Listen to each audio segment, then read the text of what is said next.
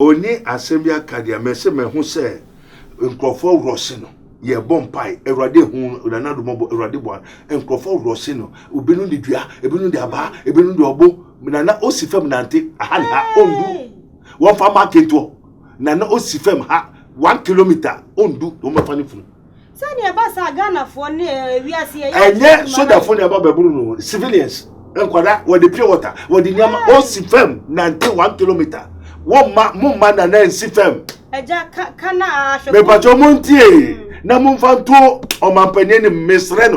This is his minister of Christ, Prophet Dr. Benigo of the kingdom of God, as it is written. You may know the truth, and the truth shall set you free. Me pacho mpanifo mumma na na nsifem nante bobebiara mumma protection embo enye kese.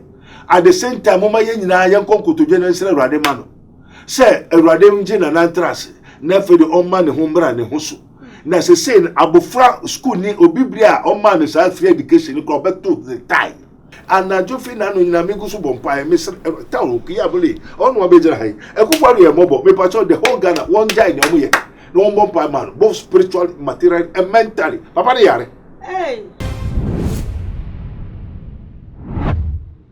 abusiafo aha etu maji so na de nsem wa beto dwane de enyasem ketwa ye nyina no ye nim oman yi mu se de asia ye den na nipa dodo na ehu ne se enye oman we mu nko na emom ba bia ode wani ebe kire bia no ade a oman mu ye den ti kakora no ya kora de ya fa no ahogu no so kora ya fa ne mremremre esu enu nti yensusu emo adwo ne afi ye mo adwajo ensem we mu na ye papa ya de nyina no ayete se oman yi mu ne diso na na ranko akofo de kokko pie mu wo tek fm no nsem to dwa na no na Reverend Obotio nso aba abonte di nsem bi abeto abonte ensem mo kan ni di emudo ye papa aye krado e wa ha ye dwen homra ye ba de no mebeko ensem ni mu ayi. It is only when we are well, strong, and alive that we can extend helping hands to families and friends. Have you been battling illness for so long, going through marital problems, financial setbacks, made requests from people, and have been failed? Brethren, it is time to seek the face of the Lord and Prophet Dr. Abednego, the general overseer of the Kingdom of God Ministry Prayer Camp. Surely the Lord God does nothing unless he reveals his secret to his servant the prophets. Call Prophet Dr. Abednego on 0208-599576 or 0278-977215 or visit us at Kingdom of God Ministry Prayer Camp at Nsawam Otwase. Meeting days every Wednesday, Fridays and Sundays.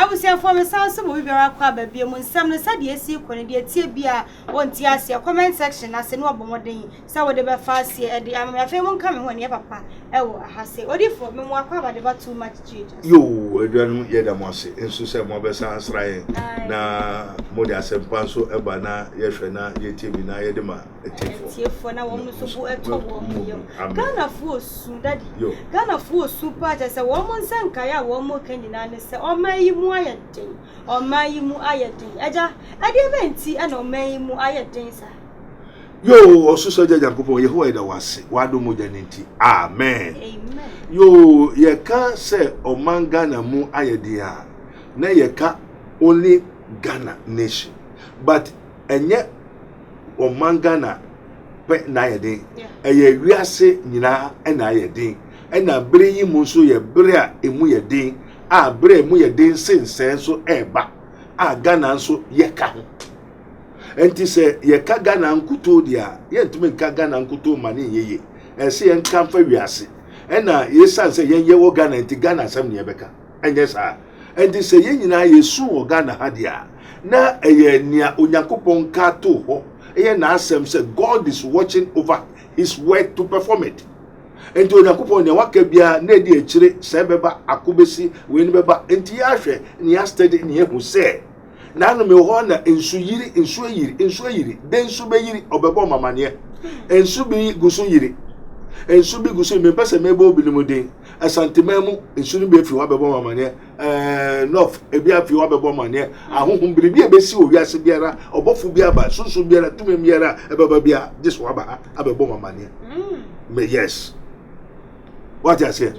Entino nia koso wiase ni nyina won so ye senkuta the excellent spirit of wisdom ebi ni se mra wiase ye den no e won quantity in the time of Babylonia no papa bo friend Shadrach, Meshach and Abednego and Belteshazzar, which is Daniel.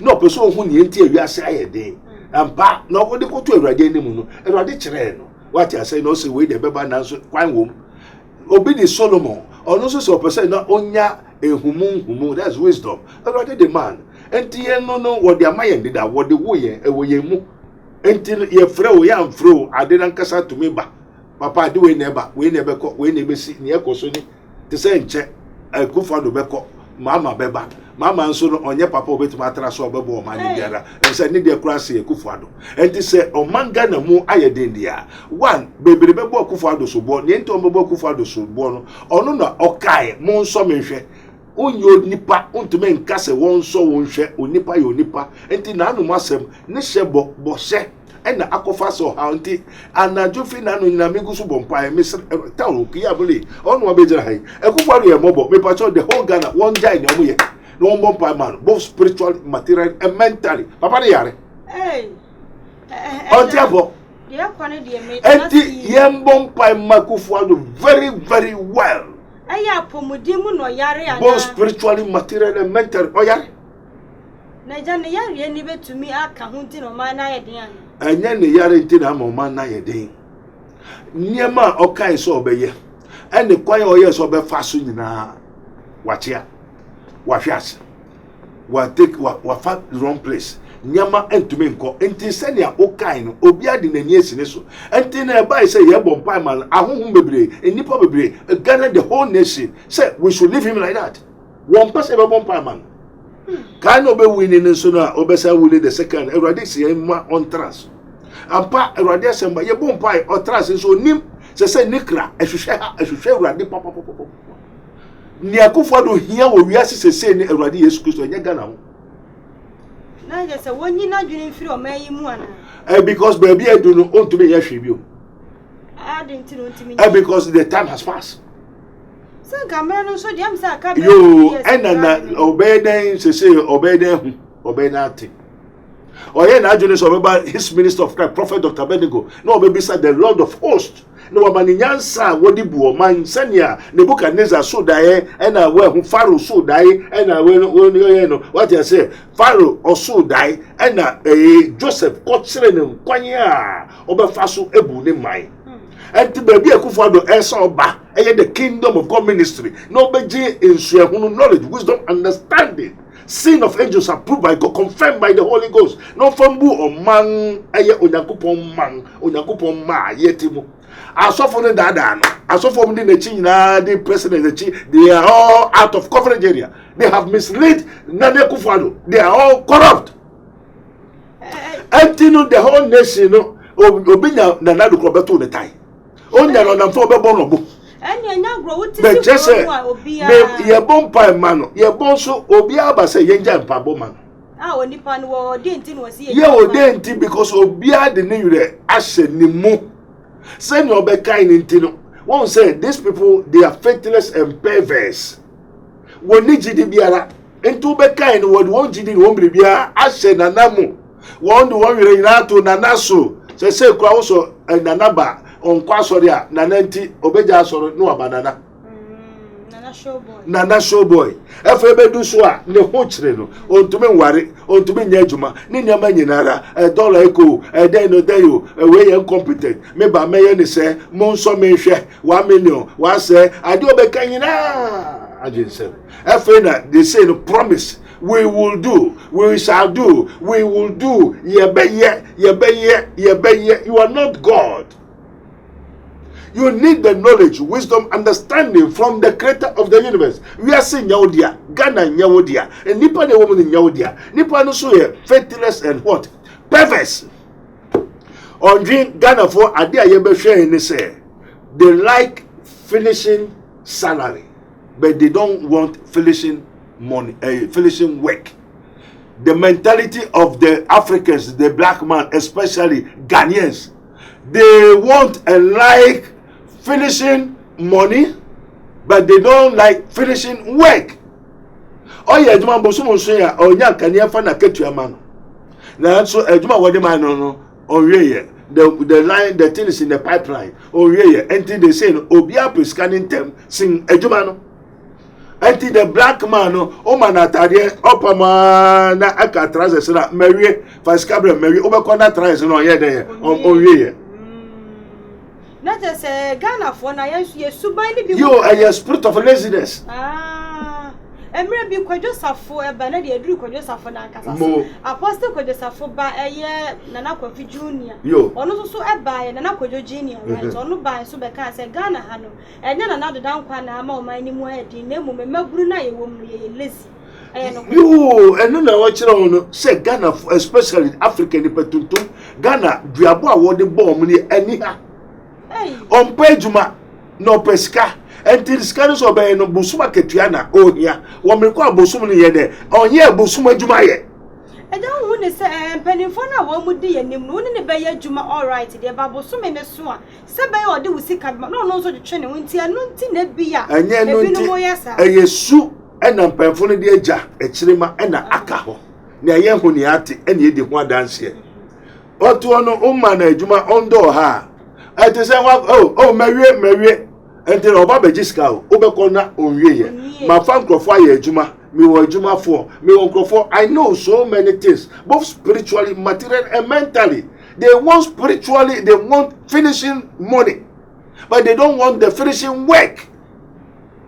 On conquer and Cotodia. Oh, Odu Amasama, also Medu. Just say, maybe who was one is on to do. Obedu Amasaman also won't cry. Entino Wabana or Babe Jiska or the coin. And so baby Satudu no yet on coy on my. And Niha, that's the spirit of laziness. And to be a person quick, or that I cry sorry and can do Yeska. On Paso Bay Juma, every anti Ghana phone and penny phone or Mocotra was a nippon or dear school a quarter or no so. Minister no, I didn't know no. Oh, the work is done 85%. Obekon FNO or the pickers 85. And this is by yes school 200, 300. Obekon a hoye bush. Well, FNO what the Obekon was the down watch a photo the aba. FNO won't go to assassin. That is what you have inherited. Not as I giant somewhere revenue boat you bab on Tebeka and as I will yan and I general baby. There be and yen nanado nama Ghana ayede a year in say and a memo bonia or betui. And now instance are oh yes, I'm a memo bonin if you want. No, ya memo papano. Why ye I'm free and a obetuas.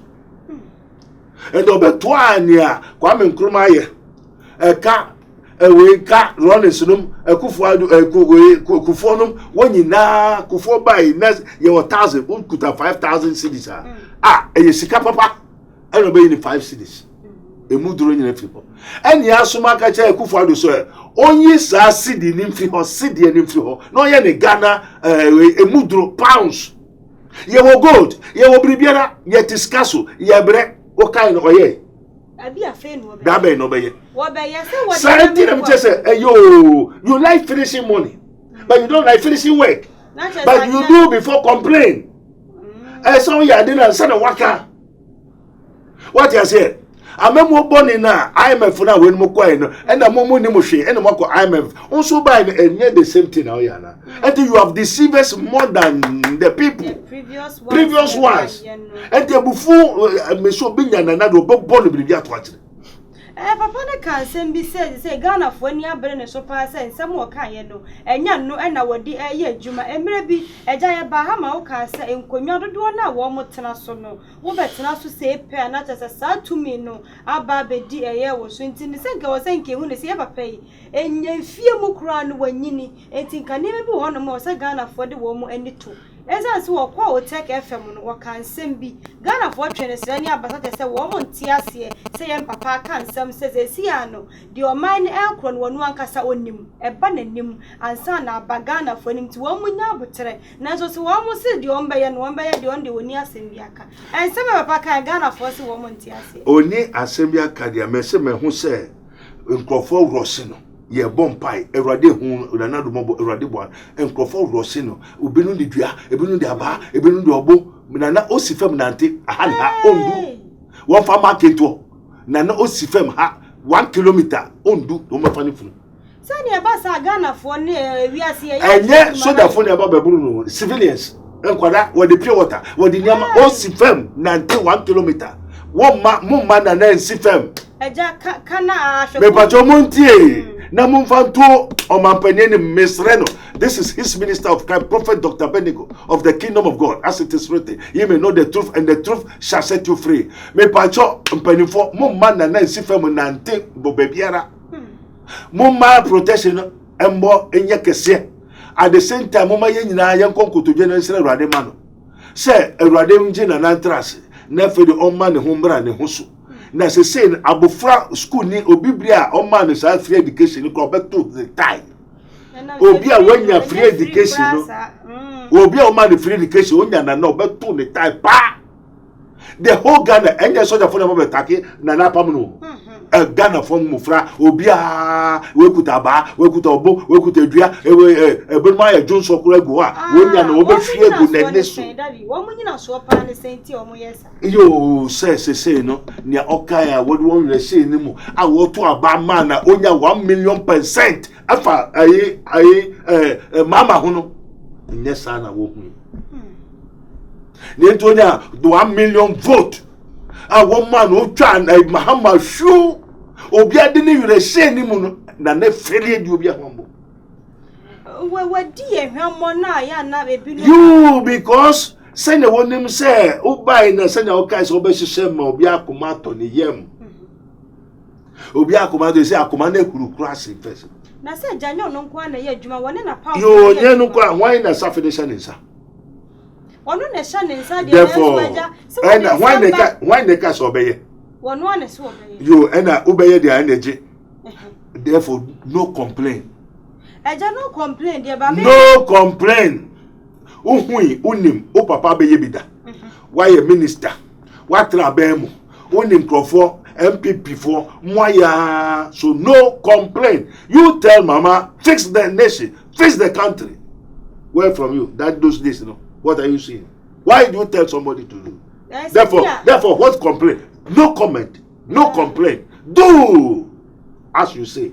Not just what can I send penny for ministers na nyantu. Do as you say. Nipana Jantua, who is the army commander? Who is the commander in chief of the whole nation? Who is the president? Oma Jantu. Therefore, what is the complaint? Say just see ya ban ye that it in a mukrani groups are hold president wom but president at the December by 2 year group members anymore. Obi a chana adwene at the end no you I say at the end I didn't want attacking crop now when attack you because you are the head. Only a Japanese sika gold box side. We are say a Ghana ye kahun ye good ye sika shawonsa. Until them ko ya woni e attack you. No say ye na ye property.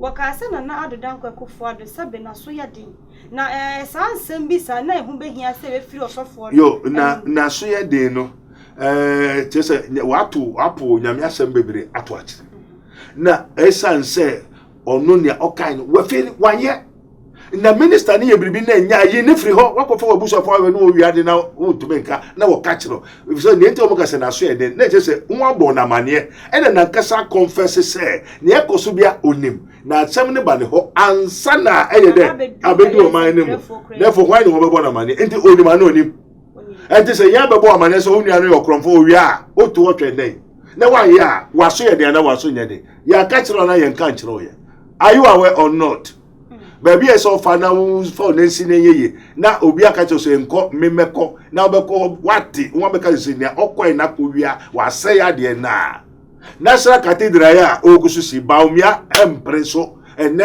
esa baumia tim opo mbisa His Excellency National Cathedral ke huta lumari ke na mo baumia be jira ogusu kan o se baumia se watu na nakufu ado niema bebira omo ye concern especially the National Cathedral and so many things are all two akufu ado fusa enti e wo baumia mu sisi baumia ba na no nyame adom no befa obeka National Cathedral and I'm say Muslim Muslim because that is not the part of the ruling of the nation.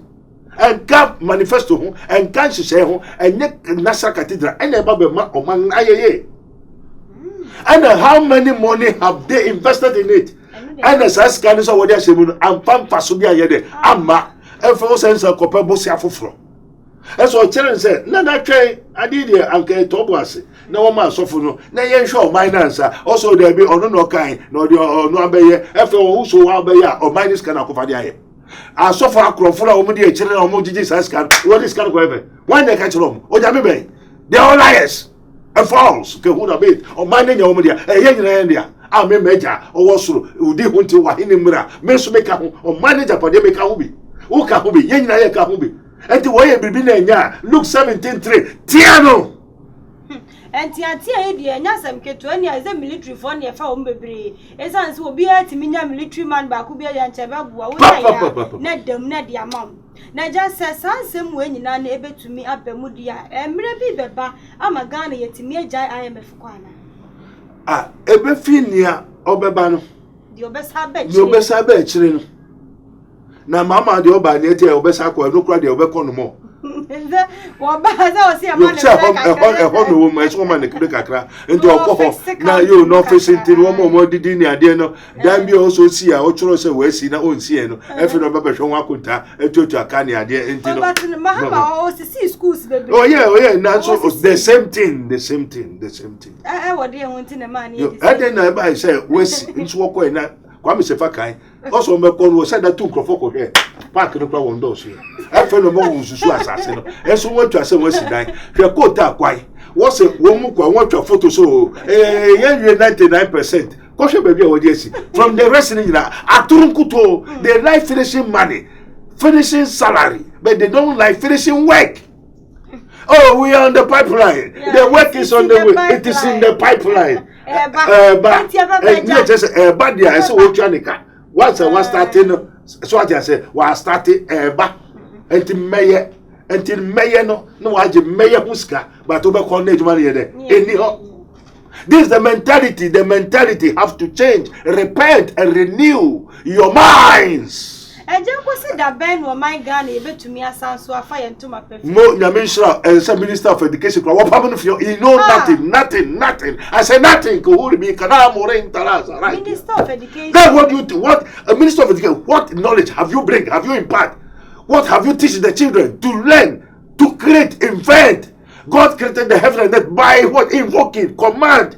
After that, he said, let us make man. That is invention, science and technologies.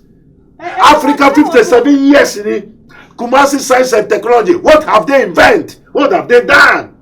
Obeye, Bosunsuno, why I know ye. Obeye, Anamebwa. Obeye, Bosumba Quetchum. Obeye, Bosum Yenuetchum. Na bosomo no aya wo trans say 1 year we say wo gi salary na say aya wo beye wo gi salary oh be gi sika wo trans say mate aminu se be trans oh me be chiche krofo me be yes sika mate aminu ye no nya why no to be chi no who have talk about it can who be tasando ro bia here who are the people ye be ye no wa gi huska yeah, but yeah, no one Jehuska. Oh, be nothing for so many years now. Yeah, I'm afraid to pure water. No, who's out your mouth or not bow in this or not bow in this. I just say, you're from the Minister of Education as some working. I said, Bia, but I'll bet 2 and American schools are who do mean and marble. You and marble and knowledge by no diaba because Quadama for Museme and they cannot write, they cannot read, they cannot do anything. So, what is Ghanaian education? What is the Ghanaian sense of going to school? Some open them 3 years and open them. I'm trying to school. Oh, where they? I don't know. Minister of Education. Before you can be a Minister of Education, when we talk of engineer, you know the work of spanner, both 19, so. What you say? Yeah. You become an electrician, you know the wire, the volt. And yes, also you know by what? By theology, by book. When you go to the field, you know nothing. So what is your diploma? Diploma is what? Do as I say. And to be a minister of education, a minister who can create and invent aeroplane. And the minister not call no university now. We also a minister of education, which means he can teach how to make daddy Afina daddy ayedi do. Why you be there? Onim the kura of friend daddy. Minister of Education. Onim the kura of friend pen. Why you be there? So then what are you coming to implement? The Minister of Education in Ghana. What do you know? After you go to all the School of Education, University of Ghana, so, what have you acquired, achieved? And what are you going to implement to the people, to the education of Ghana, to change their character and their dying mind? Dying, I'm doing the how are you going to revive it? And since you come now, the old method now, and one so what kind of education is this? And in the education that has misformed the whole nations. Education and they follow the whole nation. Nation education.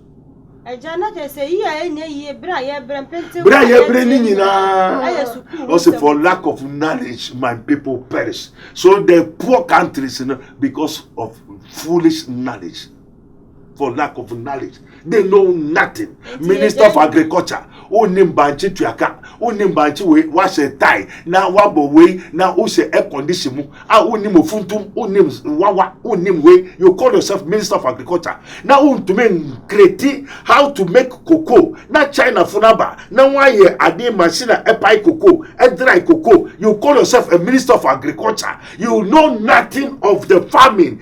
Doti cocoa, doti tutukra, unibi. At the end of the month, ni etua oka na obekwa as gracia na microphone de achiri oko obabe visiti we na microphone garden mu na car 340 V8 na ya full of petrol on Toby and make us anka one ma president and top petrol se president top petrol so ya offer convoy 20 on top petrol non fanko na a minister sinin so no also top petrol na ya Sundays na minister for no the can ninam and nyina on the government chest because of lack of education, lack of knowledge. And ye jawo be your president dey have 2 ministers ni nyina na nko buma na ministers no only 5 ministers na be fa 5 ministers clear all of them 25 ministers no dey wo hen na nka be ube choose wo mo first apostle, prophet, teacher, evangelist, and pastor. Jawo de wo mo call parliament. One kasa one train one can kwaru me bon so trobi wo wa wo be ho. You call yourself a minister? This is me who say you have the administration work. Say be a pastor, you have been born with it. I bet my chirobi na ni pona sakra. And to a teacher, you are going to implement knowledge to the child for him to change. Me go school no. Na me tiewu, na me nimu say but through the school I have educated, I've got something. And Tinipani Trace come and the Bakura, or they say the man is going to buy knowledge. We go to school to buy knowledge. Now you're the free education, what is going to buy? It's free number 2 books. Free no so papa free sakra. You are free sakra then no musu then no monim. Sa LBGT kiti kata kuro ni kwasa sema na wodi school no. LGBTQI. My friend since Kwame Nkrumah je we know which how many Ghanaians ako school we say my invention my make school say na me. Ebi anem kwada ne pipeline and because of knowledge of that foolish pipeline and the minister the 99% is finished, 70% is also okay, and the 70% the 30% do whatever or the one why discuss no we are compensation yes someone extra gracia for 70% finish. He has been taking money for unfinished work.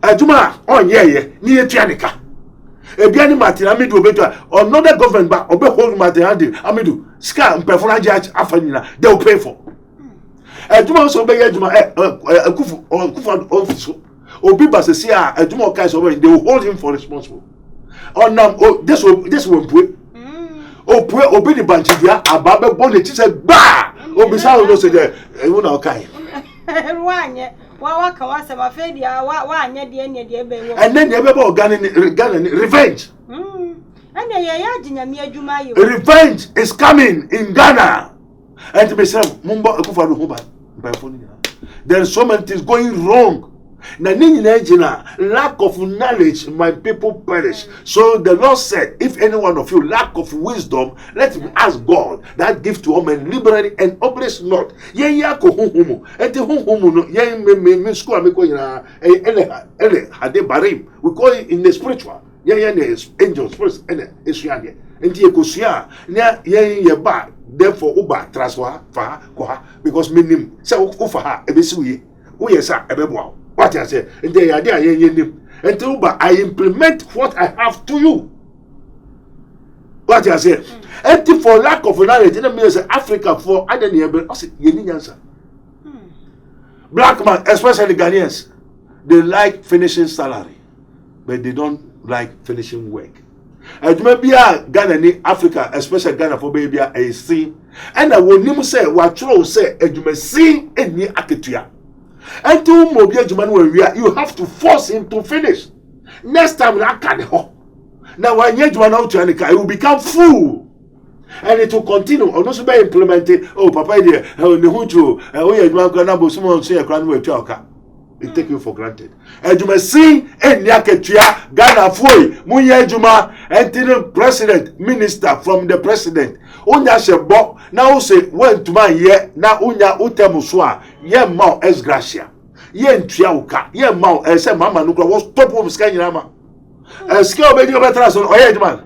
Edman Casso Bay and Una Casso Bay. Into one cardia, you have to finish it. Why, yeah, dear, Edumasi and Yaketia, one control to her, Obiantron fire flag and bonny denim, Edumasi and Yaketia, Edumasi and Yaketia, and to one throw Mukom or Sofo, President one was Edumasi and Yaketia, and two Baba Shebo, or your minister, Mayor Lord Quino, Akuduha. Now I hear pet as a so season ex gracia.